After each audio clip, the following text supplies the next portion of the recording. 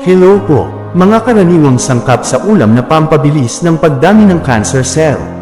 Perman guelva po uli. Una, betchin monosodium glutamate o MSG.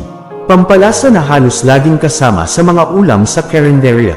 Kapag sobra, pwedeng magdulot ng oxidative stress na nagpapahina ng cells. Gumamit ng natural na pampalasa gaya ng sibuyas, bawang, luya, o kalamansi. Pangalawa, sobrang mantika sa pagprito lalo na reused oil. Kapag paulit-ulit pinapainit ang mantika, naglalabas ito ng free radicals na maaaring magdulot ng cell mutation. Iwasan ang paulit-ulit na gamit ng mantika. Kung magpaprito, huwag sobra sa mantika, at palitan agad kapag maitim na.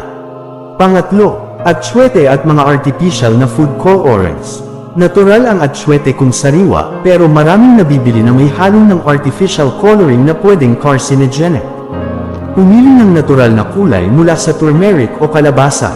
Ika-4, toyo at patis na sobra ang asin. High sodium intake katumbas risk sa hypertension at kidney stress na pwedeng magpalala ng cancer progression. Limitahan ang paggamit o gumamit ng low sodium variants. Ika-5, tuyo, daing, bagoong at iba pang maalat na pagkain. Mataas sa preservatives at asin na pwedeng magdulot ng stomach irritation at dagdag risk ng gastric cancer. Huwag araw-araw. Isabay sa gulay at maraming tubig para mabawasan ang epekto. Ika-6, hotdog, longganisa, tosino, at ibang processed meats. May nitrates bilang preservatives na kilalang carcinogens kapag sobra at madalas kinakain.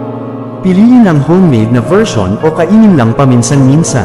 Ingat po palagi. God bless po.